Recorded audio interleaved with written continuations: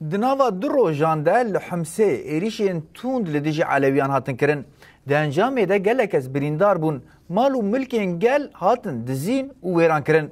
سروک مجلس اسلامی علویه بلند لسوریه شیخ غزال داخویانی اک دا و بانگا پاراستنا علویان کر لباجار حمصي علوي دنافا مترسية كما زندنه اجدرو جانفا بشتي كشتنا دهف جينان ايريشن دجوار لدجي علويان بيكتين ومالويرانية كما زن لوان تيكرن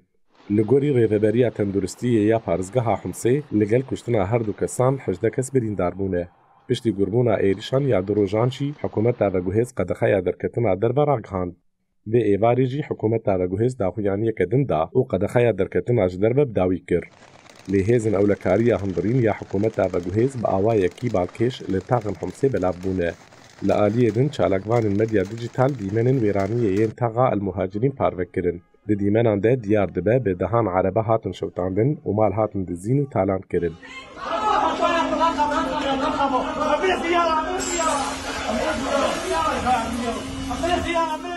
Navenda çavdêriya mafê mirovan a Sûriyê jî ragihand ku li kolana nozdan a taxa Kirim El-Zeytûn a bajarê Himsê jinek hat kuştin.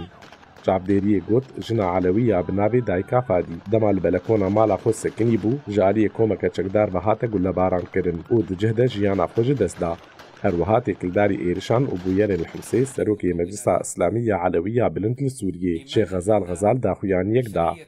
غزال êrişên li dijî Elewiyan bi tundî şermezar kir û diyar kir ku Sûriye bûye holeka tasfiyekirina taifî û mezhebî. Xezal destnîşan kir ku hikûmeta veguhêz ji êrişan berpirse û ji bo rêgirtina li ber komkojiyan divê sîstema navendî li Sûriye pêk were. Her wekî li Hetayê jî Elewiyên li wir ji bo piştgiriya Elewiyên Himsê mitîngek li darxistin. Di mitîngê de banga rawestandina komkojiyan hate kirin û ji hêzên navneteweyî xwestin ku Elewiyên li Sûriye biparêzin.